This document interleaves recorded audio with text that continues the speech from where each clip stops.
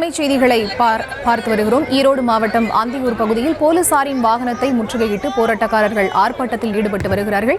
விவரங்களோடு இணைகிறார் எமது செய்தியாளர் சதாசிவம். அவரிடம் பேசலாம். வணக்கம் சதாசிவம், எதற்காக இவர்கள் போராட்டத்தில் ஈடுபட்டு வருகிறார்கள்? என்ன கோரிக்கையை முன்வைக்கிறார்கள்?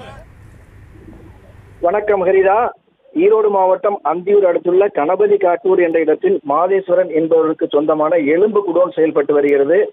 இந்த எலும்பு குடோனில் இருந்து வெளியேறும் துர்நாற்றம் சுகாதார சீர்கேட்டை விளைவித்து பொதுமக்களை பாதிப்படைய செய்வதாகவும், தங்கள் பகுதியில் எலும்பு குடோன் இருக்கக்கூடாது, இதனை அப்புறப்படுத்த வேண்டும் என்று சுற்றுவட்டார பகுதியில் உள்ள 500க்கும் மேற்பட்ட பொதுமக்கள் மாவட்ட நிர்வாகத்திற்கு பலமுறை புகார் தெரிவித்தும் அரசு எவ்வித நடவடிக்கை எடுக்கவும் இல்லை என தெரிகிறது.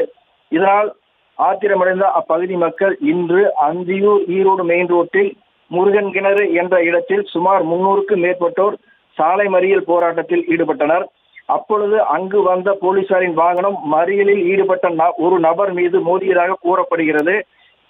இந்த ஆத்திரத்தில் மறியலில் ஈடுபட்டவர்கள் போலீசாரின் வாகனத்தை முற்றுகையிட்டு ஆர்ப்பாட்டம் செய்து விரட்டி அடித்தனர். இதனால் அப்பகுதியில் ஒரு கடுமையான பரபரப்பான சூழ்நிலை நிலவி வருகிறது. ஹரிதா,